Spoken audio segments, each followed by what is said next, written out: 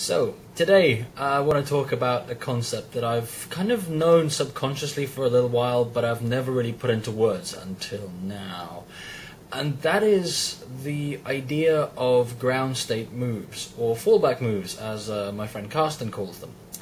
And these are moves that you can use as a kind of a launch pad into more complicated patterns and more complicated moves. The whole idea of a ground state move is that it's something that you are intimately familiar with. So for a lot of people, that will be something like a 3-beat weave.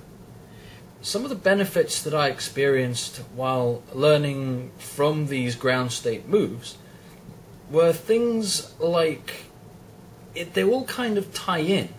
And they're basically to do with being able to relax and being able to take the frustration and the annoyance and all of that you go through when you're learning a new move and just get rid of it, put it aside.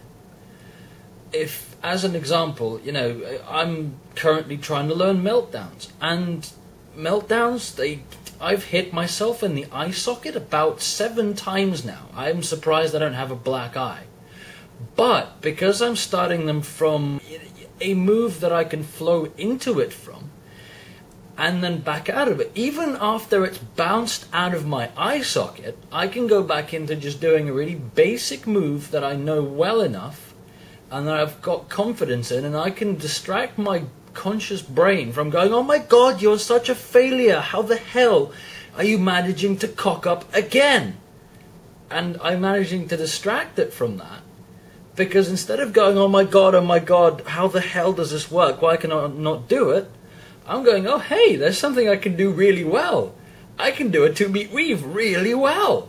Like, okay, cool, this is working. Instead of it being an exercise in frustration, annoyance, and failure. And lastly, what it does is it gives you a chance to stop without actually stopping.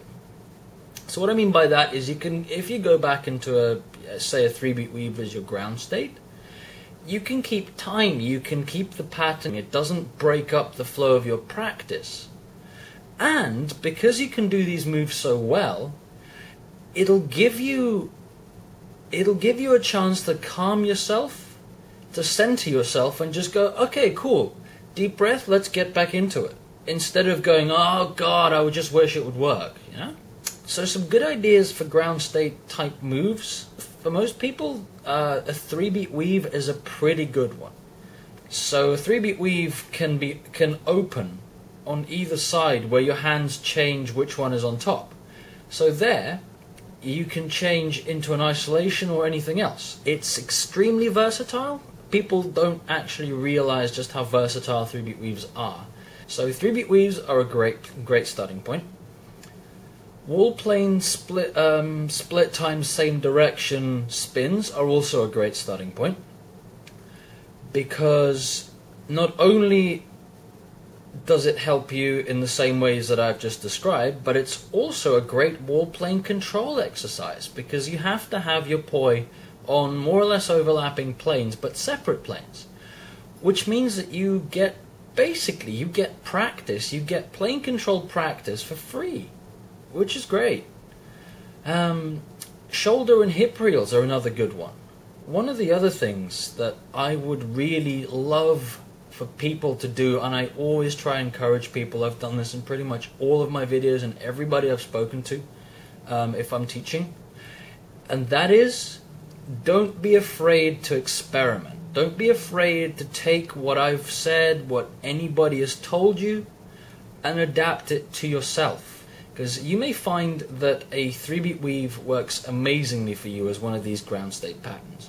You might find that a buzzsaw works better for you. If that's the case, then there's nothing stopping you from doing that, because after all, it's your practice. During your experiments, you may find that some stuff doesn't work. I mean, you may end up nailing yourself in your balls, and that stings, and you'll learn a valuable lesson, which is that move doesn't work. But it's still a valuable lesson, arguably. Finally, remember that one of the most important things during this kind of practice or any other kind of practice, and that is to breathe.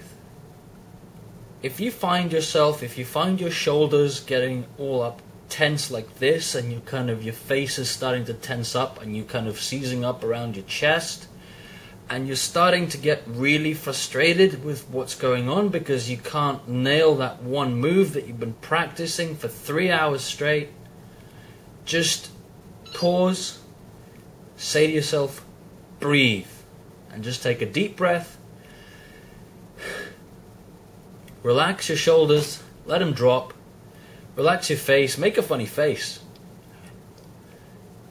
Chill. Take your mind off things. Think about sex for 5 seconds. Go and blow some bubbles. I don't know, go outside and give somebody a hug. And then go back to it.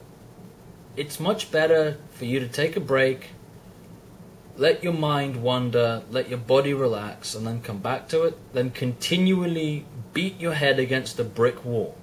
Because that will just be an exercise in annoyance and failure, and you won't enjoy yourself. And at the end of the day, that is what we're here to do. We're not here to work. We are here to play. So go outside. It's summer now, or it's going to be soon. Go outside and play.